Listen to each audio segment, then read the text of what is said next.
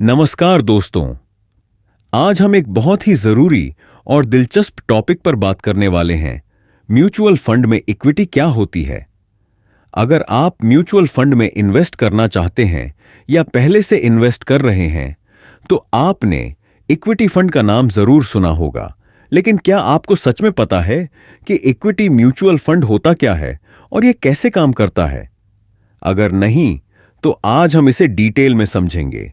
मेरा नाम है वैभव और आप देख रहे हो टेकनेट इंडिया यूट्यूब चैनल। अब सोचिए, आपने कभी किसी बिजनेस में पैसा लगाया है। मान लीजिए आपका एक दोस्त एक नया स्टार्टअप शुरू कर रहा है और वह आपसे 1 लाख रुपए इन्वेस्ट करने को कहता है। बदले में वह आपको अपनी कंपनी में 10% हिस्सेदारी देता है। इसका मतलब यह हुआ कि अब आप उस बिजनेस के मालिक भी हो गए, और अगर वह बिजनेस आगे चलकर बड़ा हो गया तो आपकी हिस्सेदारी की वैल्यू भी बढ़ जाएगी। ठीक इसी तरह जब आप किसी कंपनी के शेयर्स खरीदते हैं तो आप उस कंपनी में हिस्सेदार बन जाते हैं। इसे ही इक्विटी इन्वेस्टमेंट कहते हैं। अब म्यूचुअल फंड में इक्विटी का क्या मतलब है? सीधा और सिंपल तरीका यह है कि जब कोई म्यूचुअल फंड निवेशकों से पैसा इकट्ठा करके उसे अलग अलग कंपनियों के शेयर्स में इन्वेस्ट करता है तो इसे इक्विटी म्यूचुअल फंड कहते हैं। यानी अगर आपने किसी इक्विटी म्यूचुअल फंड में पैसा लगाया तो आपका पैसा सीधे शेयर्स में इन्वेस्ट होगा और आपको कंपनी के ग्रोथ के हिसाब से मुनाफा मिलेगा।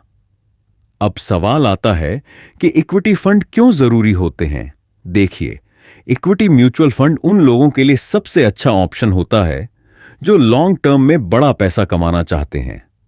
अगर आप शेयर मार्केट में खुद इन्वेस्ट करना चाहते हैं तो आपको रिसर्च करनी पड़ेगी। कौन सी कंपनी अच्छी है, किसका ग्रोथ ज्यादा होगा, कहां नुकसान होने का खतरा है, ये सब चीजें देखनी पड़ती हैं। लेकिन म्यूचुअल फंड में एक्सपर्ट फंड मैनेजर्स ये काम आपके लिए करते हैं।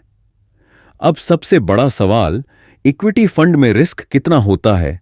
देखिए, यह पूरी तरह इस बात पर निर्भर करता है कि आपने किस तरह के इक्विटी फंड को चुना है। इक्विटी फंड कई टाइप्स के होते हैं। लार्ज कैप फंड, इसमें बड़ी बड़ी कंपनियों के शेयर्स होते हैं जैसे कि रिलायंस, टाटा, एचडीएफसी आदि। इनका रिस्क कम होता है और ये स्थिर ग्रोथ देते हैं। मिड कैप फंड, ये उन कंपनियों में निवेश करते हैं जो अभी ग्रो कर रही हैं। इनमें रिस्क थोड़ा ज्यादा होता है लेकिन रिटर्न भी ज्यादा मिल सकता है। स्मॉल कैप फंड, इसमें छोटी कंपनियों के शेयर्स होते हैं।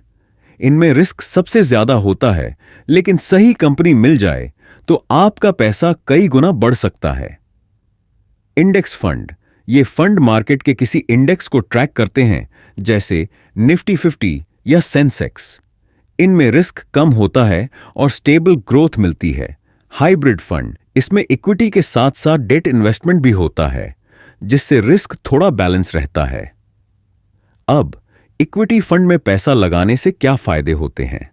सबसे बड़ी बात, लॉन्ग टर्म में यह सबसे ज्यादा रिटर्न देने वाला इन्वेस्टमेंट ऑप्शन है।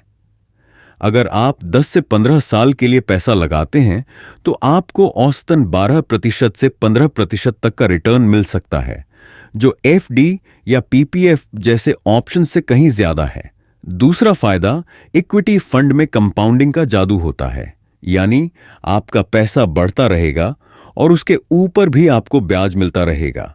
लेकिन दोस्तों, इक्विटी फंड में इन्वेस्ट करने से पहले कुछ बातें जरूर ध्यान में रखें। सबसे पहली चीज, equity mutual fund short term के लिए सही ऑप्शन नहीं है। अगर आप जल्दी पैसा बनाना चाहते हैं तो यह गलत ऑप्शन हो सकता है क्योंकि मार्केट ऊपर नीचे होता रहता है। दूसरी चीज, हमेशा एसआईपी के जरिए इन्वेस्ट करें। जब आप हर महीने एसआईपी के जरिए इन्वेस्ट करते हैं तो मार्केट के उतार चढ़ाव का असर कम हो जाता है और आपको औसतन अच्छा रिटर्न मिल सकता है। तो दोस्तों, अगर आप भी लॉन्ग टर्म में अच्छा पैसा बनाना चाहते हैं और शेयर मार्केट का फायदा उठाना चाहते हैं लेकिन डायरेक्ट स्टॉक्स में इन्वेस्ट करने का रिस्क नहीं लेना चाहते तो इक्विटी म्यूचुअल फंड आपके लिए बेस्ट ऑप्शन है। लेकिन हमेशा याद रखें, सही फंड चुनें, लॉन्ग टर्म के लिए इन्वेस्ट करें और धैर्य बनाए रखें। हमने वीडियो के डिस्क्रिप्शन में जीरोधा में म्यूचुअल फंड अकाउंट खोलने का लिंक दिया है। वहां से आप म्यूचुअल फंड या डीमैट अकाउंट खोल सकते हैं। यह निवेश की सलाह नहीं है। शेयर बाजार में निवेश जोखिमों के अधीन है।